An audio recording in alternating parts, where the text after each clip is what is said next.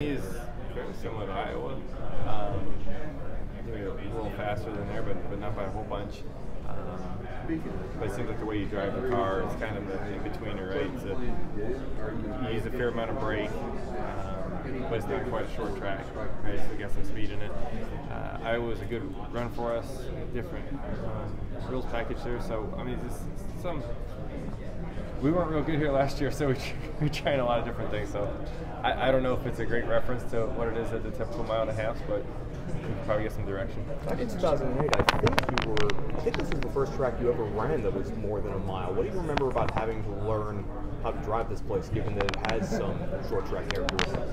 Yeah, I just remember coming here like every other week when we used to have testing, and I was the test drive dummy for Gibbs. I was there every week, so in a way, I feel really comfortable here, as I have a ton of laps. It just was 20 years ago. Could you talk a little bit about your position in the points? I mean, you've really got, in addition to obviously wanting to win and secure the playoff bid that way, but you really have some competition right where you are. What that's kind of like for you?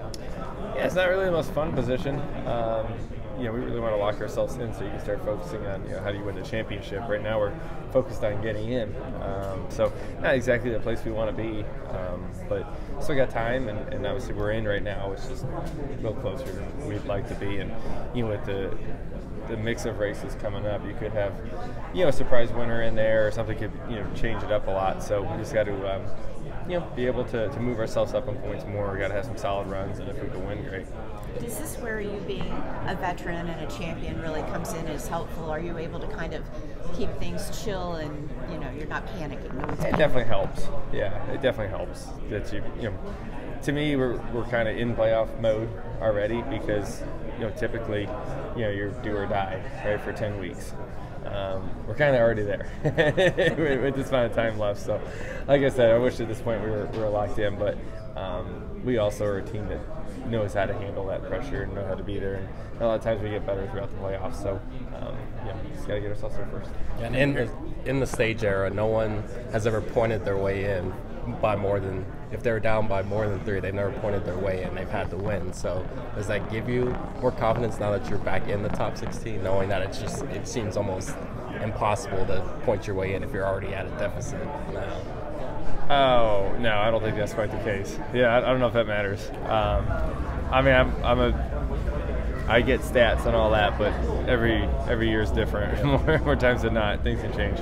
Compared to other new racetracks the past few years, how much have you studied up on Chicago, and what will the next week look like from data, sim, everything? It'll be a pretty busy week. There's actually something to look at this year, where last year we just showed up. You know what I mean? So now we have data to go back on. We can actually feel a little bit more confident in our sim tools. So it'll be a lot busier week than it was last year for sure. Tracks coming up here in the last few years before the playoffs. Where do you feel your team has the most ground to make up? What style of track? It's mile and a halves.